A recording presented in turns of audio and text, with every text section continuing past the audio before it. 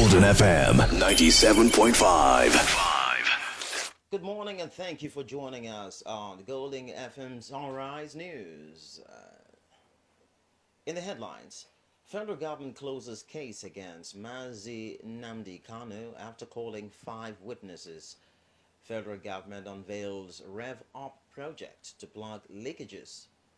Governor Diri says Senator Okilo, Dr. Jonathan are exemplary advocates of non-violent politics, assures on Akaba Okodi Road, Technical College in Ogbia. Suspected ritualist kills 6-year-old boy in Bayelsa.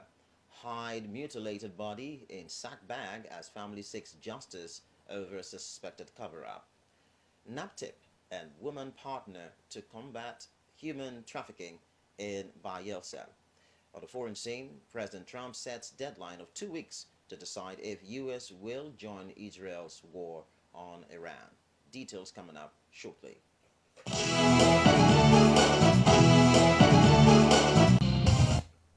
I am Moye Steve. Now the details.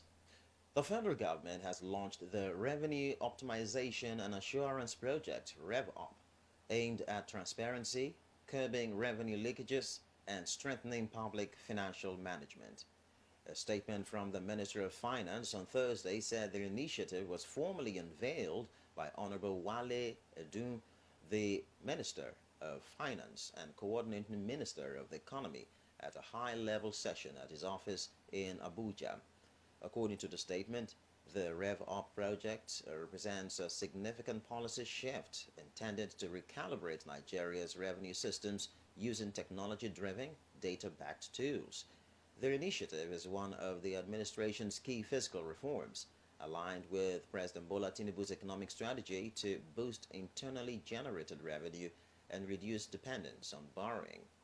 Key government institutions represented at the launch included the Federal Inland Revenue Service, FIRS, the Central Bank of Nigeria, CBN, and the Office of the Accountant General of the Federation, along with several private sector technology partners. The federal government has closed its case in the trial of Mazi Nnamdi Kanu, leader of the indigenous people of Biafra, IPOB, after calling 5 witnesses. At the Thursday's session, Chief Adegboyega Awomolowo, lead counsel for the federal government, informed the Federal High Court in Abuja that the prosecution was satisfied with the evidence and exhibits presented so far. This came after the 5th prosecution witness, PW5, concluded his testimony. In response, Barrister Kano Agabi, lead counsel to the defendant, said the defense would be filing a no-case submission, arguing that the prosecution had not established a prima facie case against his client. Justice James Omotosha granted the defense 14 days to file its application and gave the prosecution another 14 days to respond. The matter was adjourned to Friday, July 18 for adoption of written addresses on the no-case submission. The Federal Capital Territory High Court sitting in Maitama has granted bail to Senator Natasha Akpoti-Oduaghan, the suspended Kogi Central lawmaker, in the sum of 50 million naira after she pleaded not guilty for alleged defamation. Ruling on the matter, Justice Chizoba Orji rejected the federal government's request to remand the lawmaker in prison custody. The judge said there was no justification to deny her bail, noting that she had shown a willingness to appear in court and face her trial.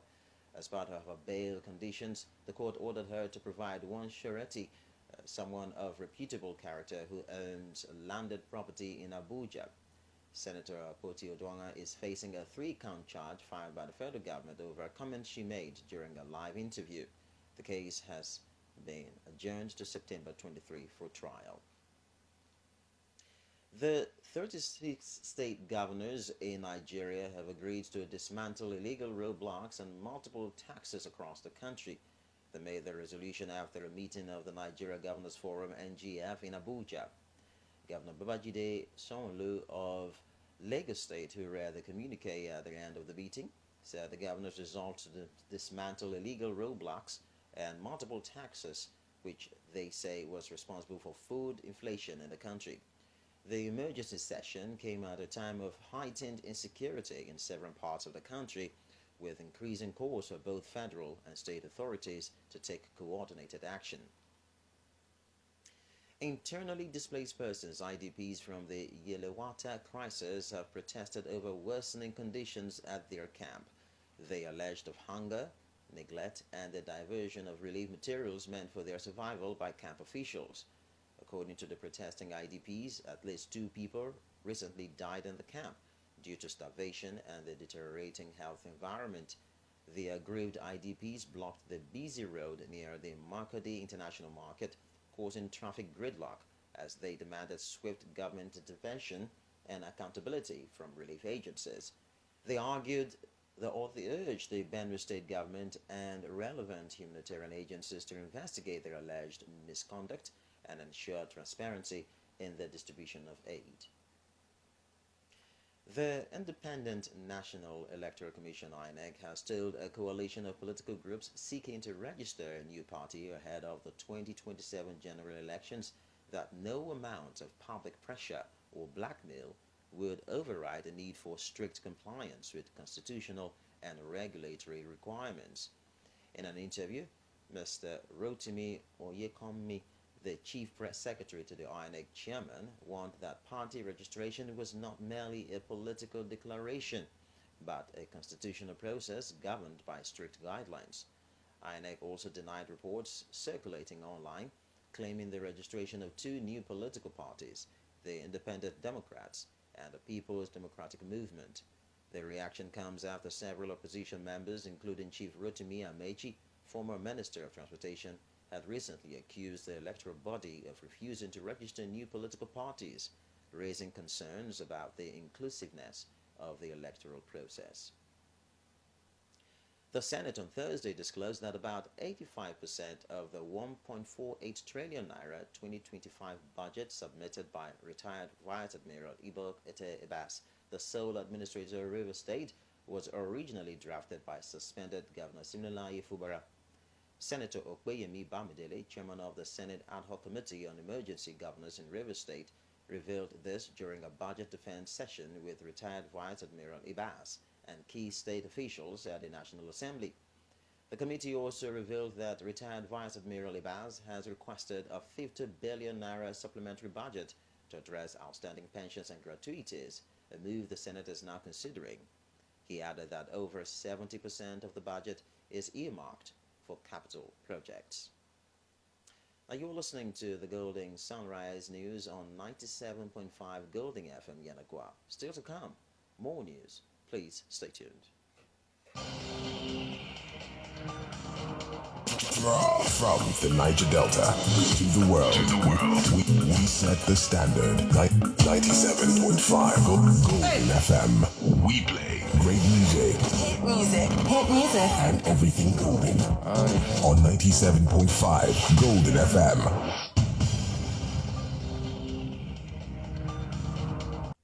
Welcome back. You're still listening to the Golding Sunrise News on the 97.5 Golding FM. And now for the rest of the bulletin. Governor Doye Diri on Thursday continued his thank you tour of the state with a visit to Ogbia local government area, where he eulogized 2 of the ethnic group's prominent political sons, the late Senator Melford Okilo and former President Goodluck Jonathan.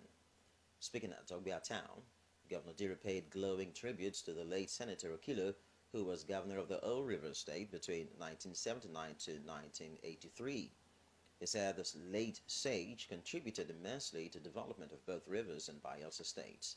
The governor also acknowledged the contributions of Dr. Jonathan to the development of Nigeria and Bayelsa, saying his footprints were still visible all over the country 10 years after leaving office. The state's helmsman assured the people of Ogbia that his administration will continue to prioritize their welfare, stating that the Akaba Okudi Road at the Science and Technical College at Opukeme will be completed before the end of his tenure. In his goodwill message, Senator Benson Agadaga, senator representing Bayelsa East Senatorial District, expressed joy in the area's harmonious coexistence and praised the governor's peaceful disposition. Also, Chief Mitema Oboda, the member representing Ogbia Federal Constituency in the House of Representatives, hailed the governor's impactful governance across the state. In their goodwill messages, Honorable Gabriel Ogbara and Honorable Richard Ibegu, House of Assembly members from Ogbia, Honorable Golding Jeremiah, the council chairman, and Dr. Azibalogwa Sebofa, chairman of the Ogbia Brotherhood, all appreciated Governor Diri for his show of love towards the Ogbia people and assured him of their continued support. A suspected ritualist in Bayelsa State identified as Bobby was on Wednesday apprehended for the alleged killing of a 6-year-old Muslim boy at Aritalin area of Ovom community in Yenagua Local Government Council. The suspect, popularly known as a Bobby, who is an indigene of Ovom community, was apprehended at about 8 p.m. with the mutilated body of the boy while trying to escape to an unknown destination. The discovery of the mutilated body, which threw the Hausa community into anger and a mob action on the culprit, was however stopped by Muslim elders and the suspect handed over to the police. When the delegation of the national leadership of the Association of Women Against Gender-Based Violence and the Federation of Muslim Women Association, Bayelsa State Chapter, visited the family of the deceased boy, the family said despite the temptation to resort to violence, the peace-loving Muslim community are demanding for justice. A member of the deceased family told the delegation, gender-based advocates, that the deceased boy had visited Yenagua to celebrate Salah. Hajia Aisha Abeki, the chairperson of the Federation of Muslims Women Association in Bayelsa, who is also a member of the Association of Women Against Gender-Based Violence, while speaking, expressed sympathy over the incident, declaring that women in the state are sad and unhappy over the incident and called on the Bayelsa State Police Command to ensure that justice is done. Also speaking, Dr. Dise Ogbise Godi Harry, the president of the National Association of Women Against Gender-Based Violence, also condemned the act and called on relevant agencies to come together and ensure justice is gotten on this case. As of the time of filing this report, Dr. Boma Tonye Niebai, the chairperson of the Federation of Women Lawyers, FIDA, and former Bayelsa, and Dr. Dise Ogbise Godi Harry, confirmed to newsmen that they have secured the assurances of Mr. Francis Idu, the State Commissioner of Police, that they were already on the matter and the alleged suspect has already been arrested. The National Agency for the Prohibition of Trafficking in Persons, NAPTIP, and the Women Organized for Mentorship and Advocacy Network, WOMAN, have joined forces to sensitize residents of Azikuru community in Bayelsa State on the dangers of human trafficking. The campaign aims to educate residents on the risks of human trafficking, particularly for young people and girls who are lured with promises of employment or scholarship opportunities only to be exploited abroad. Mr. Sambo Wariebi, NAPTIP's Director of Public Enlightenment Department, explained the agency's role in combating human trafficking and enforcing laws on related offenses. Residents commended NAPTIP's efforts in prosecuting perpetrators and reuniting victims with their families.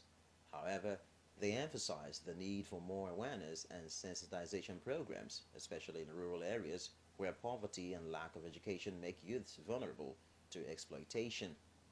Lady Eunice Nachi, Executive Director of WOMAN, urged parents to protect their children from human traffickers by warning them about strangers making unrealistic promises.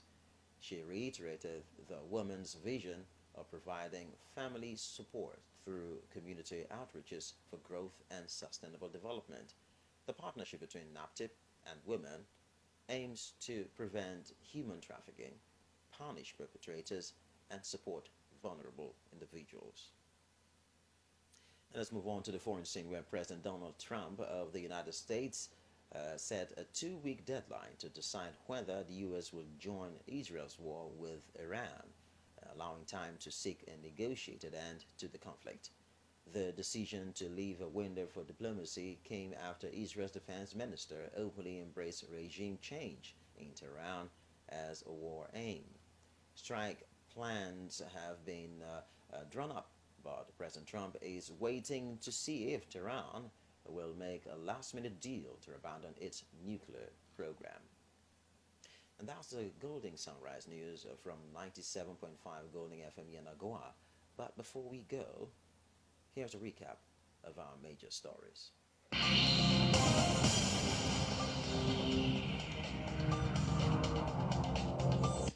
The federal government has closed the case against Mazi Nnamdi Kanu after calling 5 witnesses.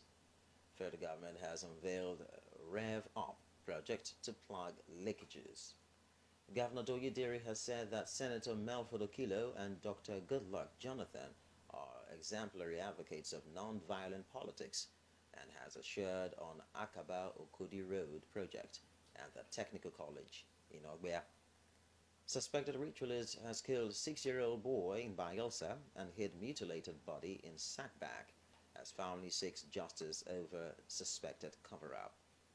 NAPTIP and women partnered to combat human trafficking in Bayelsa. And on the foreign scene, President Donald Trump has set the deadline of 2 weeks to decide if the United States will join Israel's war on Iran. That was the Golding Sunrise News. For news stories, comments, and observations, please send us an email at goldingfmyanagwa@gmail.com. You can also follow us on Facebook, Instagram, X, YouTube, and TikTok on 97.5 Golding FM Yanagwa. The news was edited by Judith, and I am Moye Steve. Good morning and thanks for listening. Golden FM 97.5.